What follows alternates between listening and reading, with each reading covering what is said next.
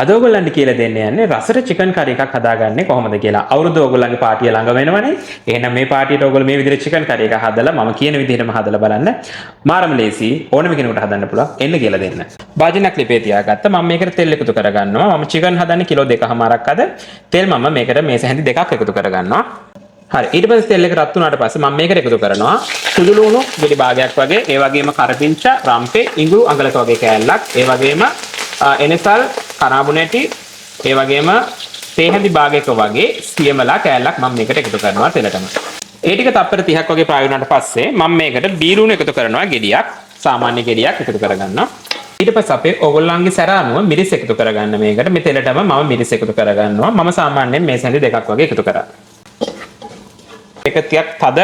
රතු පාටක් ඇවිල්ලා තියෙන්නේ මම මේකට කහ එකතු කරගන්නවා ලිපේ ගින්දර මේ වලට අඩු කරගන්න ගම්මිරිස් එකතු කරනවා මම තේ හැඳි දෙකක් වගේ බැදපු 3-5 එක මම එකතු කරනවා මේස හැන්දක වගේ ප්‍රමාණයක් මම චිකන් කිලෝ 2කමාරක් හදන්නේ ඊට පස්සේ මම මේක පොඩ්ඩක් කලවම් කරගන්නවා මම චිකන් ටික එකතු කරගන්නවා මේකට එකතු කරලා අපි මේක හොඳට කලවම් කරගන්න ඕනේ ඊට පස්සේ රස අණුව ලුණු එකතු කරගන්න ඕගොල්ලෝ හරි මෙහෙම කලවම් කරගත්තන් පස්සේ මේක අපි වහලා අඩු ගින්දරේ මේක හිමීට ඉදෙන්න දෙනවා වතුර බින්දුවක්වත් දාලා නැහැ අඩු ගින්දරේ ඕගොල්ලෝ මේක ස්ලෝ කුක් වෙන්න දෙන්න හරි ඕගොල්ලන්ට පේනවාද චිකන් එක මේක දැන් විනාඩි 8ක් වගේ ගිහිල්ලා තියෙන්නේ අඩු ගින්දරේ දැන් මේක ඉදෙන ගමන් තියෙන්නේ ඒ වගේම චිකන් එකේ වතුර උනාගෙන එන්නේ අපි චිකන් එකේ එන වතුරෙම තමයි මේක ඉස්සල්ලාම තඹගන්නේ හරි ඕගොල්ලන්ට පේනවාද දැන් චිකන් එක තැම්බෙනවා චිකන් එකේ වතුර උනලා තියෙන්නේ ඒ වගේම හොඳ කල එකක් ඇවිල්ලා තියෙනවා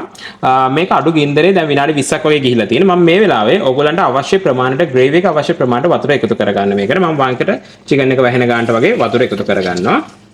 හරි වතුර එකතු කරගන්නත් එක්ක මම මේකට පොල් කිරි එකතු කරගන්නවා මිටි කිරි කෝප්ප භාගයක් වගේ එකතු කරගන්න හරි අපි ඊට පස්සේ කලවම් කරලා මේක ආය ඊට පස්සේ ඉදව ගමු හරි ඔයගොල්ලන්ට පේනද දැන් චිකන් එක මේ ලෙවල් එකට අවිල්ලා තියෙන්නේ අපි දැන් ලිප ඕෆ් කරගන්නවා මේ වෙලාවේ චිකන් එක දැන් සම්පූර්ණයෙන්ම විනාඩි 40ක් වගේ මම අඩු ගින්දරේ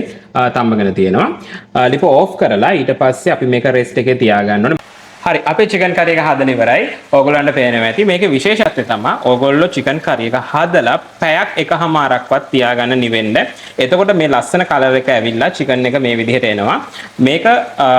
හරියම ට්‍රික් එකක් කවදාවත් චිකන් එක හදපු ගමන් කන්න එපා මේ විදිහට පැයක් එකමාරක් දෙකක් හරි රෙස්ට් එකේ තියලා අරගන්න එතකොට මේ වගේ ලස්සන කලර් එකට චිකන් එක ඕගොල්ලන්ට එනවා